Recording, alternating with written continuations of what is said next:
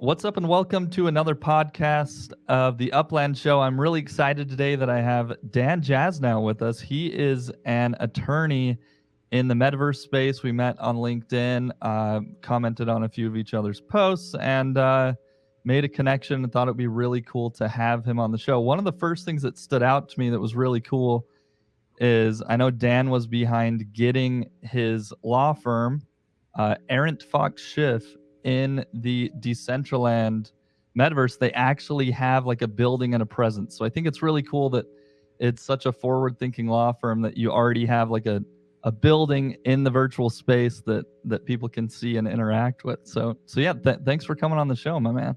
Yeah, thanks for having me, Tyler. It's great to be with you. Really looking forward to the conversation.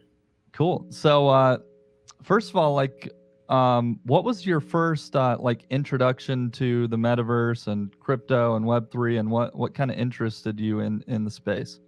Yeah, so from a professional standpoint, I come from a sort of IP background, so trademarks, copyrights, and I've always done quite a lot of advertising and marketing stuff. So helping companies, particularly in the tech space, with advertising claims, whatever they want to say about like the newest generation wearable, video games, all sorts of stuff. And, so we have a lot of clients in the fashion and entertainment and gaming space. And so they were obviously, really early adopters of the metaverse, especially. So we started doing work with that, group of clients pretty early on. And it really evolved from an IP space. Like, these are big brands. They've got really valuable IP. They want to leverage that, in the metaverse, just as we're seeing Nike doing, recently with .swoosh. Like, let's leverage this and create new revenue streams. But then, there was another point in 2021 where all of a sudden it started moving beyond just that fashion and entertainment space. And we started working with some other really big professional services firms, consultancies, trade associations. And they're like, hey, we want to be in this space too. And that was really a turning point for us when we sort of realized, okay, this is more than just like a pure marketing play.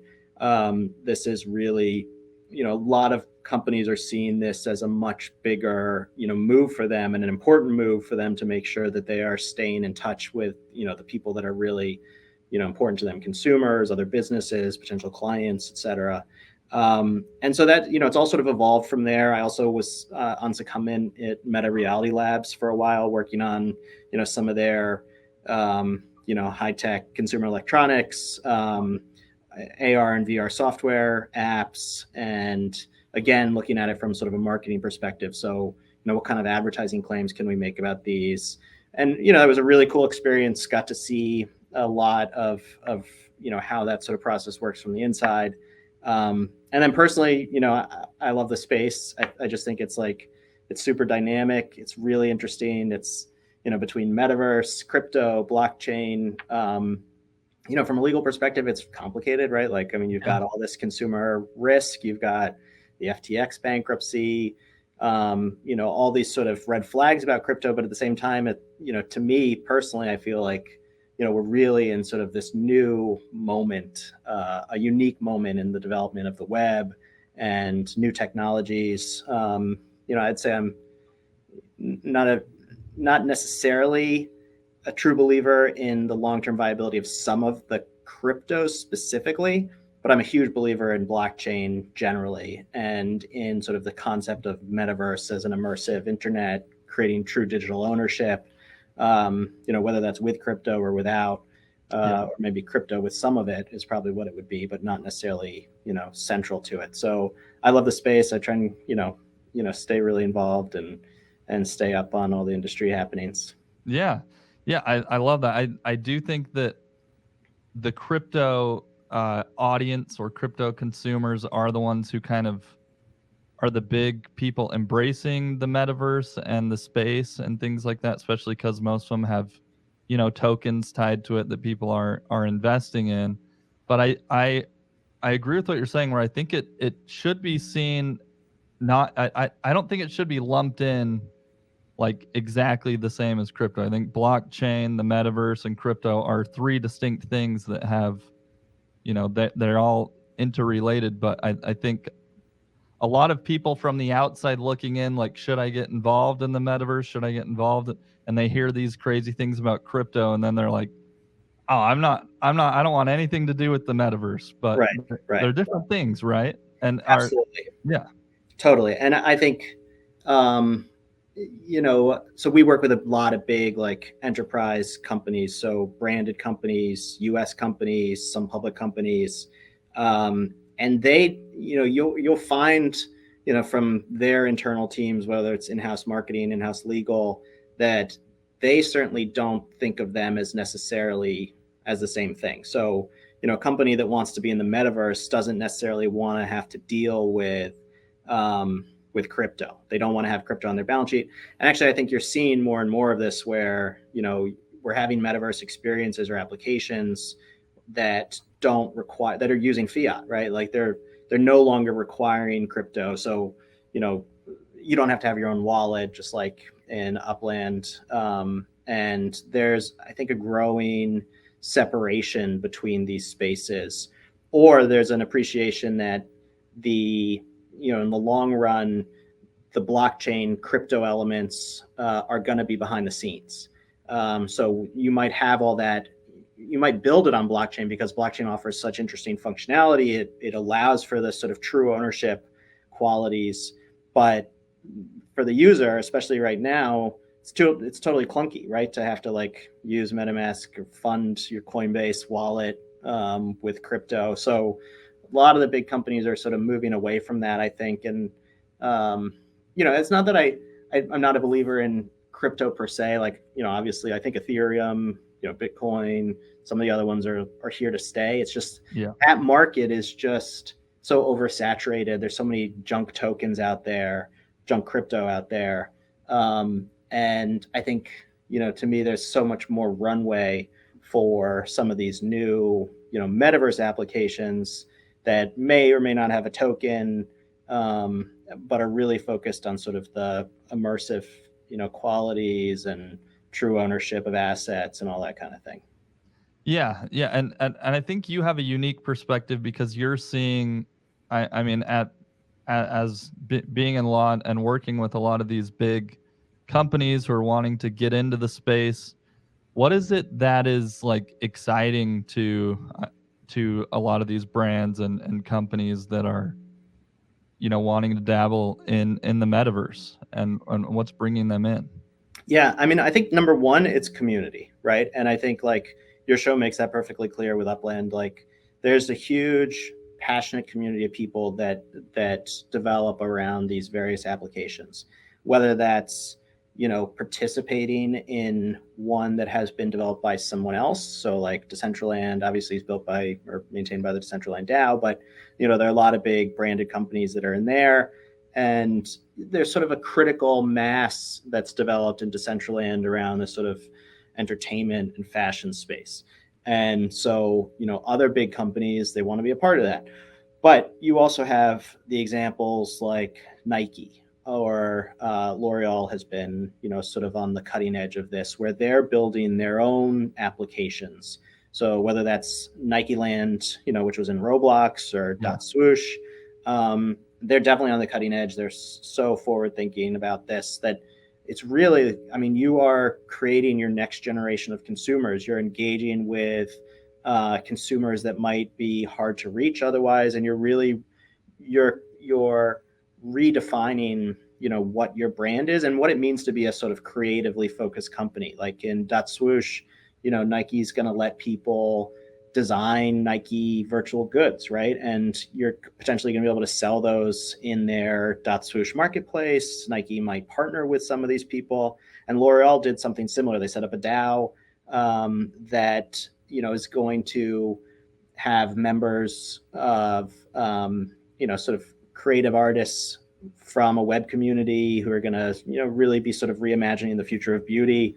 And L'Oreal just wants to, I think, without not speaking for them, but I think that what they really want to do is make sure that they're harnessing some of the energy that's out there and creating this whole new community of passionate creatives. So I think the community piece is one. I think also there's a lot of utility, right? I mean, so we're seeing some activity, and Starbucks did this, like loyalty programs. So launching a loyalty program that's built on blockchain, and that may not be, um, totally metaverse, but it's like certainly metaverse adjacent, and there are all sorts of metaverse applications you can imagine. But that if you could replace some of this back end, tech with a blockchain that lets, and especially if you're like a global company, that you can, instead of having sort of multiple servers everywhere, that have to have all sorts of integrations, lots of different software. Maybe you have just one blockchain, private blockchain that allows you to do sort of seamless token transfers and instant, adjustments, track people through private NFT, or, NFT to consumer, sort of one-to-one kind of thing, where you can, really get to know who the consumers are and offer them unique benefits and rewards. So, I think it's both of these things. It's creating the new community, and it's really taking advantage of some of the utility that blockchain in particular offers. Absolutely. For something I've seen is, like, as the internet came out and like companies all knew, like, okay, we need to get a website now that the internet's here. And then it's like, okay, we need to be doing email and email campaigns. Oh, we need to be doing SEO and make sure we're ranking on Google. And then social media came, and it's like, okay, we all need to be on social media. In your mind, do you think the metaverse is the next big place, and Web3, like what these brands are starting to lead, is like the next big boom for kind of all brands around the world, and even small businesses? That do you think it's going to be just like social media, like, oh, we all got to like we got to be involved in the metaverse now and have a presence there to be relevant to, and to be seen and recognized? Yeah, I mean, I do think that's it, but I would caveat that in my mind, that means, sort of these immersive, really AR e-commerce experiences, right? So to me, it's about, if you're Apple, who's invested, all this, design effort and money into these beautiful physical retail experiences that are, like works of art. I'm in New York City, and the one that's up on Fifth Avenue is just a beautiful structure. Like, if you're Apple, you're thinking, I'm guessing, let's get rid of the website we have, and let's start building a 3D model of the Apple Store, of these completely landmark Apple stores, and give consumers the opportunity to, whether that's through like a Quest Pro, which, I think we're not quite there on the hardware, but like we're close, I think. Like Quest Pro with pass through. Even the Quest 2 has pass through capability, and then you've got, HoloLens, and Sony, the PlayStation VR, all these different, headsets that are coming out that are getting sleeker. Probably going to be one from Apple pretty soon. Are going to, I think, make it a lot easier for consumers to experience the internet in an immersive way. And I think certainly, I see a future where all of these, big entities are creating creating 3D models of their shopping experience, whatever that is. And even, I do a little bit of alcoholic beverage work. And, even for like small businesses, like a wine store, where like unless you know exactly what you want, for a wine, you've got like a favorite one. Everybody likes to like go into the wine store and like you take bottles off the shelf, right? And you like look at them, you turn them around, you look at the back label. And so to me, like those are going to be the companies that are going to get an edge, like that have created an experience like that. And whether that's an experience that exists in like a Decentraland platform or an Upland platform, but that, is interoperable enough that you can sort of like access it through a blockchain domain or something like that. Or if it's a completely separate ecosystem or, tech stack, I think that we will see that become a lot more commonplace. Absolutely. Absolutely. That's one of the things that comes to my mind a lot is like, what is, because you mentioned interoperability, and I think that's key. And one thing that is exciting is to know that Upland, Decentraland, and Sandbox are all in this OMA 3, this Open Metaverse Alliance, for interoperability and standardization to make sure that the assets you do have can transfer between these different metaverse games, so to speak, or experiences, so that your assets are safe. It's interesting to think though that like is there something that could come along that could make a lot of these other ones irrelevant, you know? And I'm curious if when working with brands, how are they trying to like future proof themselves to make sure, okay, like we're, because there's this big talk of like, okay, most NFTs and stuff that's built now, like maybe 10 years down the road, only like 1 to 5% of them are still relevant anymore, and most of them just have no value. Yep. Right. So I'm sure that's a big question that brands ask. Like, okay, how do we position ourselves to make sure the assets and the experiences, the things we build, isn't just going to be worthless in next year? Totally. Yep. It's a big consideration for a lot of companies. And, you know, there's not a good answer to that necessarily. I mean, what we tell brands is basically, you know, you can't assume that these things are going to exist in the future. But if you see a business case to be in the metaverse right now, whatever that business case might be, you know, generally we say you should pick one of these platforms based on, you know, where your consumers are. So like if you're a fashion company, you know, there's a lot of fashion, you know, going on in Decentraland. Yeah. But, you know, if you're like an Asian-based company, like Sandbox has a lot of, you know, Hong Kong and Singapore-based activity. So maybe you want to be there, you know, for whatever, because your consumers are there. Same with any of them, right? It's really about, you know, be where your consumers are. And then for some of the bigger brands, I mean, you know, they're going to multiple of them. And then there's a big consideration between, do you want to be in a Web3 metaverse or do you want to be in a Web2 metaverse like Roblox or Fortnite? And there's, you know, it's a lot less interesting from like a tech and an IP standpoint to be in a Web2 metaverse in a lot of ways. But as a brand, there's a lot of reason to go into like Roblox, right? Because Roblox has so many more users. Oh yeah. But you know, you also don't have, it's a completely different transaction. If you're a big brand and saying, I want to build a world in Roblox, you know, you're not necessarily getting anything in the long run, right? Like all the effort you put into developing this world, this experience, ultimately Roblox might own most of it, except for like your marks. So in contrast, like if you're going to build in a Web3 metaverse world, theoretically, like you're building a 3D office model, like what we did for Decentraland, and we can put that in Decentraland. We own that model, like we own the office, we own the IP, and we could put it in the Sandbox. We could put it in, you know, potentially in the future, we could put it in Upland. Yeah. So that's a completely different thing, you know. I mean, it's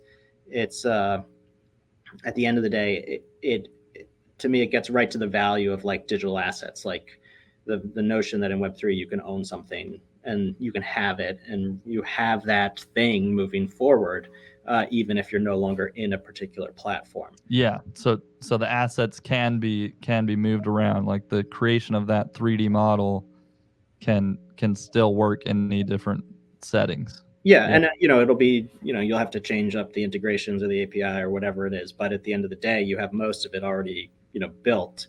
Mm-hmm. And you don't necessarily have that in the Web2 things, but you got a lot of eyeballs in those Web2 platforms, so there's a lot of value there. But we're seeing now, I think, more, especially in the fashion industry, as well as entertainment, that, you know, some of these, you know, metaverse focused entities or individuals are just going to all of them, right? Like you've got Gucci and Roblox and in Decentraland and stuff like that. Yeah, absolutely. And I mean, obviously this like Web2 metaverse space or Web2, gaming, if you call it, like I come from a heavy gaming background, and that was one of my big pulls into the metaverse space, is like watching the movie Ready Player One and seeing like, I don't think it's going to be exactly like that, but I think there's like, that is a gamer's dream, is like going into this immersive world where you have this avatar that is represented in all the games that you play pretty much, right? Like it's not you have this presence in one game where you've built up this character and then you're totally something else in another game. It's that you can have this single digital presence that, and then like you said, Nike, these companies are coming in where you can actually buy clothing for your avatar or whatever, and represent yourself that way. That's like a huge opportunity, I think. And I do think about games like Fortnite or Roblox, where people do buy these in-game skins and clothing and stuff that they don't actually have true ownership over. It's you can only use that in the game, and you can't transfer it out of the game, and it doesn't hold any value unless you like maybe sell your entire account, Fortnite account, to someone else. I think under the terms, you're technically not supposed to do that in most of these. Exactly. It's like, if it doesn't go well, you're also sort of SOL. Yeah, and the thing is, that's tied to your Epic Games account, which is like your whole online gaming profile. And so but I like to follow gamers because there's a lot of money in that entertainment space. And the big thing for me is I haven't seen gamers really embrace VR yet. There's not a lot of great there's really no competitive like gaming experience that's very popular in the VR space. I feel like Beat Saber has probably had the most success, and you see some content creators doing some pretty cool stuff with that. But other than that, it's like it makes me question, is there going to be more, like you're saying, maybe virtual shopping experiences and stuff like that that actually gain more popularity early on than actual competitive gaming and things like that, Yeah. I mean, I think it'll be interesting to see, how the PlayStation VR 2 does. I think that's just about to come out, and it's, there's some, that is not a standalone device, right? So you have to have a PlayStation 5 in order to use it. But it's at a price point. It's not cheap, right? But like, it's at a price point that maybe more people are going to do it. Plus, it's on top of the library of games that PlayStation has access to, which is obviously a lot. So I'll be watching that pretty closely to see if that affects, how much penetration, VR, AR gets in this space. But I do think, and the other interesting thing is like Pokemon Go, right? Yeah. That was this huge thing that blew up. And, I think the NBA has announced some other things where like you potentially might be able to do other types of games where you're like playing basketball with like NBA greats or something like that. And that's much more in the AR space, right? I mean, it is AR. It's not VR. I would expect to see more of that kind of thing. And then, along with that, it's, more of the e-commerce stuff. The gaming is tricky because, the graphics, they're so graphics intensive, right? Yep. So to get a device that can accurately sort of render those worlds, and I think, the Quest 2 is pretty good. It's at a great price point, right? So it's had like a ton of sales. But it's still, it's not going to compare to what you can do on like a desktop with a good graphics card. Yeah, exactly. And even, Decentraland has still got like lots of latency, and, I can't run it on my like work laptop because it crashes my computer. Yeah. I can do it on my desktop. Processing power for sure. Yeah. So I think that's a big problem. It's not a problem, but I think that's been a big issue in the gaming space where you've got, really, really graphics intensive games, and gamers like good graphics, right? I mean, it's, you want to have a good experience there. You expect it to be at a really high level, and maybe the VR AR tech just isn't there. But it's better for these things that are sort of like a little bit more, I was going to say dinky. No disrespect meant to like Pokemon Go, but like the stuff that's just a little bit, less sophisticated, I guess. Yeah, exactly. I did want to make sure, I know we don't have a ton of time. I did want to make sure we talk about IP. You are an attorney. You have a lot of expertise in the IP space, and something specific for my audience, especially a lot of the people who listen to this podcast who play the Upland game. There is a new opportunity in the game. It's called a meta venture. You can create a business in the game, kind of an entrepreneurship opportunity where you can create 3D objects and you can sell these objects to other players in the game. They're NFTs you can create in the game that you can like have a statue displayed out front of your house, or you can build, I don't know, digital billboards or something like that to display on racetracks and all sorts of fun opportunity. But I think it's important that people know there can be IP issues. And last time we talked, I did have a chance to show you a little bit more about Upland and show you that Upland is creating these 3D buildings as well, like replicas of real world buildings. And you shared some stuff with me that was like, wow, I really hope the attorneys on their end are making sure they're crossing their T's and dotting their I's, because it sounds like some buildings themselves are under IP protection as well, right? Yeah, that's exactly right. And yeah, I mean, there are obviously a ton of IP issues in any of these games. And I think, as an IP lawyer, what we're really looking at is, how are these sort of these games that are utilizing a new, tech stack, or they're utilizing sort of, or they're trying to be in the true ownership space, how are they actually applying these principles? So I did take a look at Upland, and I've been in in the game a bit. The interesting thing about all of these metaverse platforms is how they are treating true ownership. So pretty much, and I'm also an advertising lawyer, so I do a lot of IP, I do a lot of marketing. So I look look closely at what companies are saying about sort of ownership, and there's been a lot of this in the NFT, sort of the pure NFT space, with NFT launches where you're saying, oh, you're going to own this piece of history, et cetera, and you might own the actual token itself, like the NFT, the smart contract that exists on the blockchain, but in a lot of cases you don't have any rights to the like video content or the JPEG that you think you're really buying, right? Exactly. Like, so somebody could cut you off from that at any point. Decentraland is a really interesting example because they have, I think, some of the most consumer friendly language in their terms about IP ownership.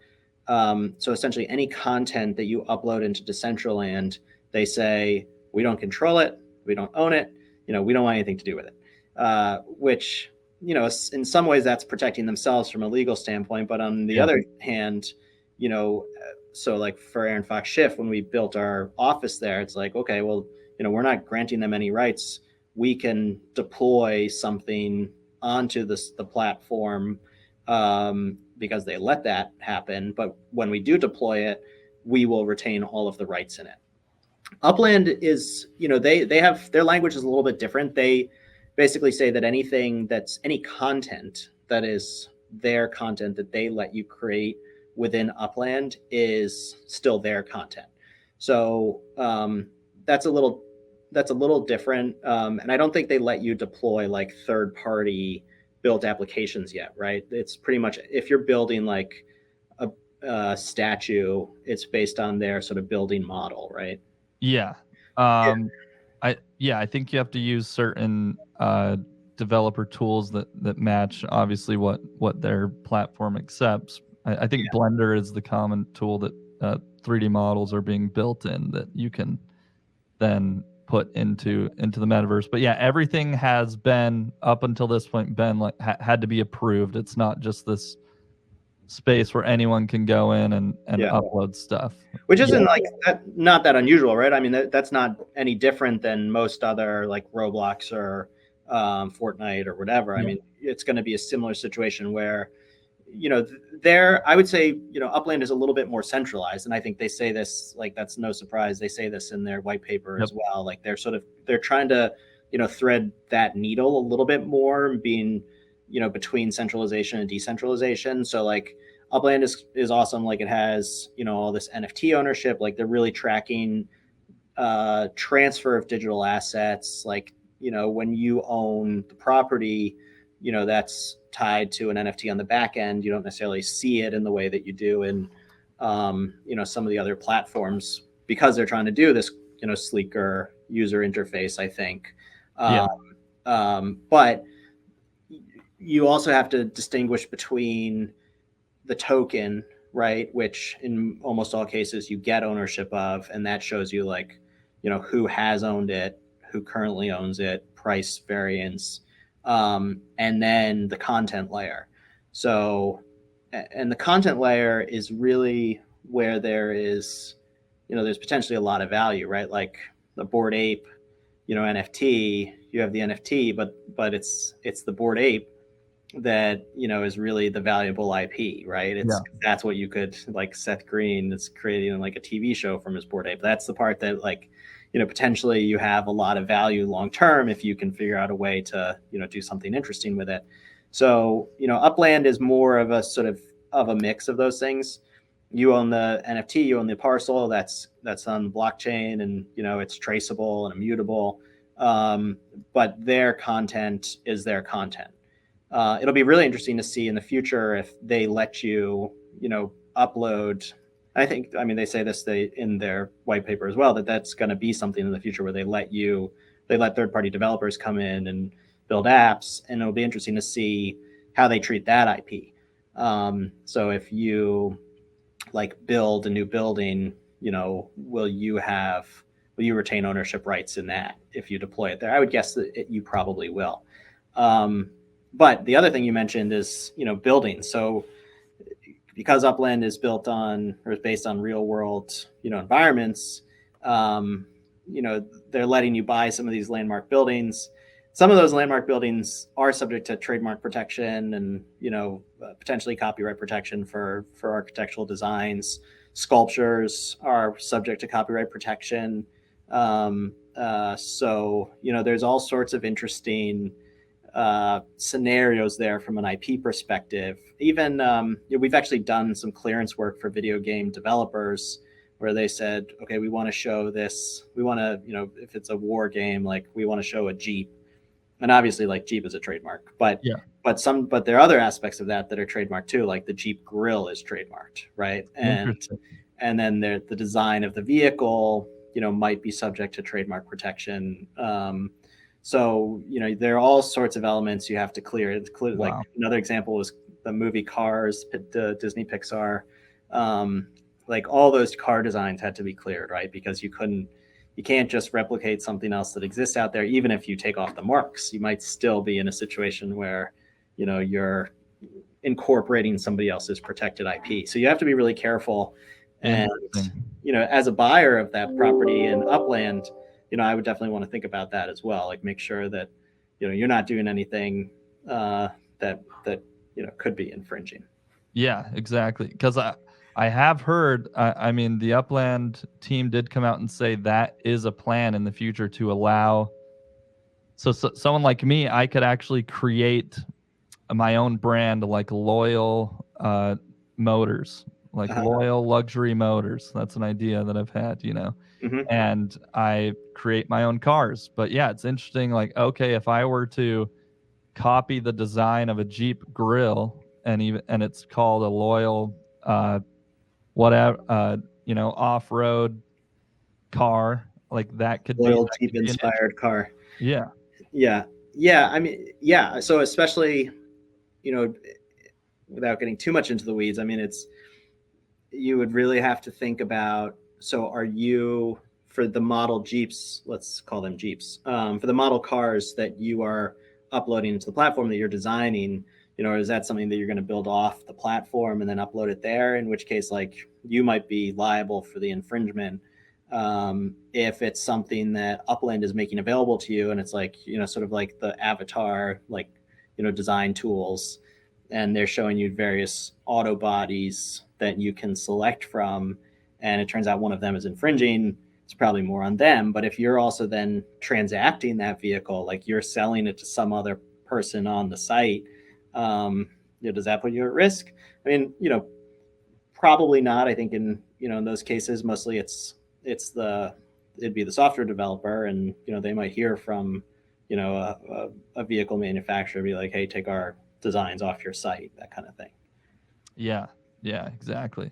Yeah, because in my case, I would have to hire a designer who's a 3D designer to build an object from scratch, and hope that they're not ripping off anything that could be under trademark, right? Exactly. And if you did do that, I mean, you would, if you signed an agreement with them, ideally you would say, hey, you're repping and warranting, you're promising us that this is not infringing, this is your own original work, and that's the one way that you can protect yourself. But you don't always have that kind of opportunity when you're in a game like Upland or another platform. And there are a lot of really interesting cases from the video game space on this kind of thing. One of the Grand Theft Autos generated a lawsuit because it was one of the ones that was based in LA, and there's like a whole virtual LA in there, right? And yep. One of them, there was basically, I think it was a strip club that was based on a real bar, and the developer got sued over that it was infringing. It was, too close to the real thing. It was too close to their actual trademarked bar name and stuff like that. So these kind of, situations. And lost that, like that they were infringing on that. So in that case, video games are considered an expressive work, so you actually have a little bit more leeway under the First Amendment. It's essentially, they're treated as sort of similar to artwork. We haven't seen yet if the same kind of principle will apply to a metaverse platform that is much more of a sort of commercial, almost like a public space. Especially because for the example from before, if I built these cars and I was selling these cars, like that probably makes it even worse when you're actually profiting off something, right? Exactly. And especially because all these companies are doing digital twins already of their stuff. I mean, there's been other litigation already with Nike.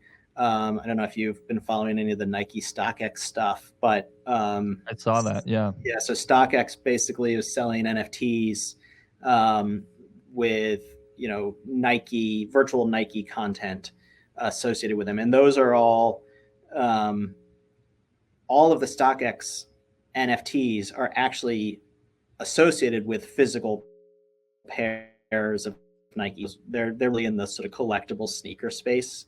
So like, you buy the NFT, you own the physical pair of sneakers. But Nike is obviously super into this space, so they don't want anybody else that's creating and selling, digital versions of their goods. So they sued them to stop.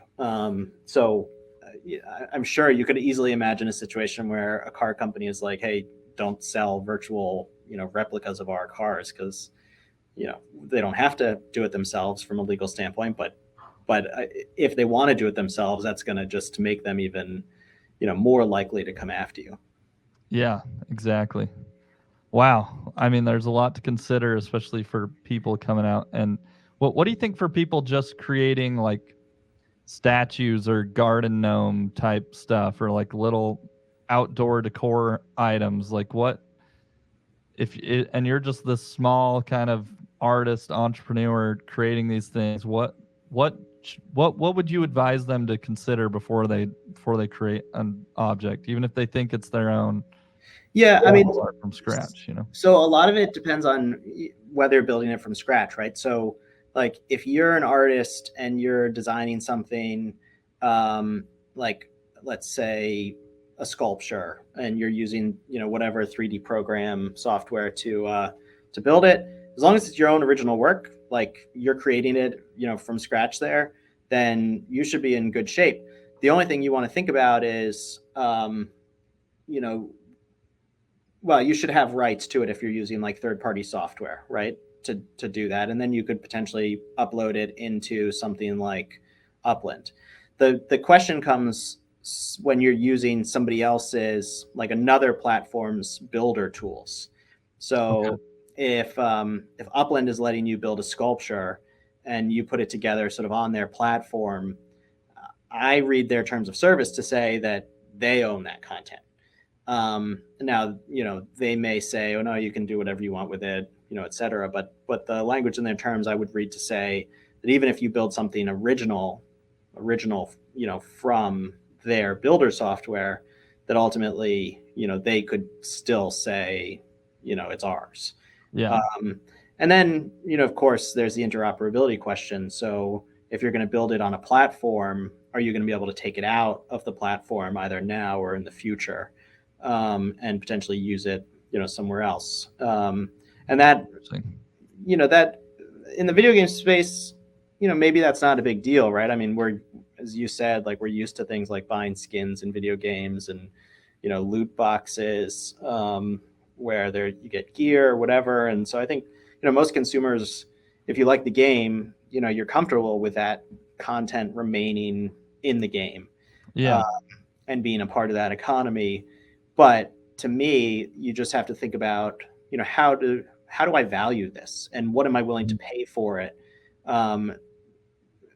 knowing, what constraints there may or may not be on it. So, I think it's really about understanding the underlying parameters, conditions, restrictions of every platform, and making sure that if you're going to invest time and money into it, that, you're investing time and money that is commensurate with, with those restrictions. So you don't want to like spend, a month building something only to find out later that you can't remove it. You want to know at the outset that, this is in the platform. I can't take it out of the platform. I might be able to transact it in the platform, but even if I do, I may not be able to, pull out any fiat, profit from that. Okay. Yeah, because I am specifically wanting to make sure those who want to start these outdoor decor shops and other things where they're creating NFTs, pieces of art that people are going to invest in, that they can't get in trouble for these creations. I did recently see, I was on a cruise recently, and a lot of cruises have art shops, inside of them. And I did see something that stood out to me. It was like this artist who does landscape paintings. So they paint these really beautiful landscapes, but then they put like Nintendo, Mario, and Luigi and Peach, Nintendo characters inside of that. And I'm like, do they need rights? Do they need some type of license to be able to recreate that? Or if you change something enough, because I know with certain like art, if you change it 30% or whatever, I've heard something like that it makes it okay. And then with fan art, I know people recreate, like a bunch of gamers are into fan art where they like draw characters from their favorite game with colored pencils, and then they could turn around and sell that, I think. But yeah, it's a really interesting question. So the thing you were getting to is transformative use. So is the use sufficiently transformative that it's not just sort of trafficking off of the existing IP, but it's something, new, there's new commentary, there's new perspective, etc. Most art, like original works of art, as long as, there's some sort of artistic relevance to it, you're going to be okay. Because you've got First Amendment protection, it's an expressive work, you're entitled to all sorts of, benefit of the doubt, essentially, if you're creating new artwork. But, if it's closer to like a poster and it's just Mario, and, you're like, oh, I want to sell this poster, and, or maybe it's a painting, but it looks, it's basically all Mario. It looks exactly like the cartoon character. And, oh, by the way, I'm going to print 100 copies of this and I'm going to sell it. You're most likely going to hear from, Nintendo about that. Yeah. Or if you're and building 3D garden gnomes that are like Mario characters and for people to put in front of their house in Upland like that. yeah, That yeah, would be scary to do. That would be scary, right?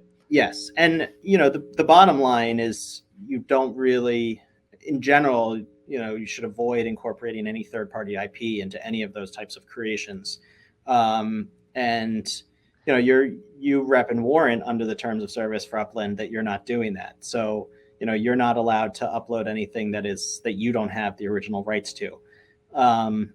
Could you do something that's a parody that maybe it's Mickey Mouse, but in some sort of, I don't know, like scary costume or, whatever. Maybe it's a zombie Mickey Mouse. Then maybe, you have a parody or, social commentary argument about that. And you've got, some sort of First Amendment protection, but that's going to be very borderline. And it's going to depend very much on how you execute that. And you're going to have to take a really close, hard look at it. So, generally, I would say you want to avoid any of that third-party IP. And I just know that gamers like love their retro games and stuff like that. And I just know it's inevitable that people are going to try to create like Zelda swords and stuff like that to have a statue in front of their building, And like, Lord of the Rings, you can't do any of that. Okay. So you got to, especially, if these items are available for resale, it doesn't necessarily matter if they're available for resale, but if you can profit off of that, you're going to be running up against somebody else's rights, and they're going to likely find out about it and get pissed. Okay. Good to know. But so you're saying you could be safe if you transform it enough, like you're saying a zombie Mickey Mouse, but in that case you still could there still could be some issues, right? So that's one of the defenses is, there are a couple defenses to infringement, right? There's parody or satire. There's fair use. Fair use is really the biggest one where if you are, if you're have the Bounty paper towels trademark in your, virtual home, but, you're referring to Bounty paper towels or something like that, it's the genuine product, then of course you can use that. So that's fair use. There's parody, but each one of those things is very fact specific. And so whenever those things are litigated, it's looking really closely at the execution, the context, and a lot of the times it's not a slam dunk whether or not you're gonna succeed one way or the other.